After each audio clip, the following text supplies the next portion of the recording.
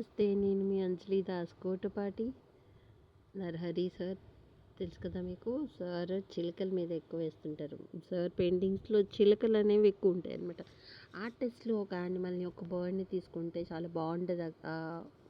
ఒక పాజిటివ్ వైబ్లా కనపడుతూ ఉంటుంది అనమాట. చిలక అనేది అమ్మవారి చేతిలో ఉంటుంది. లక్ష్మీ అమ్మవారు అనుకుంటున్నా, మరి నాకు తెలియదు.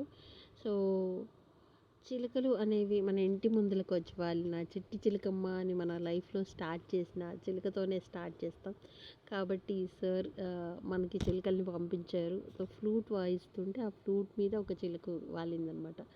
సో చాలా బ్యూటిఫుల్ ఉంది పెయింటింగ్. అలాగే మన కాన్సెప్ట్కి తగ్గట్టు మీరు అన్ని బర్డ్స్కి కానీ, పక్షులకు కానీ, జంతువులకు కానీ ఏది కనపడినా మీరు వాటర్ బయట పెట్టగలిగితే, మీకు వీలైనంత వరకు కుక్కలకో, పిల్లులకో అలా ఫుడ్ పెట్టగలిగితే బాగుంటుంది ఈ సమ్మర్లో అనేసి నా request. And thank you so much to everyone. And sir మీరు కూడా బయట వాటర్ పెట్టి ఒక ఫోటో పంపిస్తే I feel very happy sir.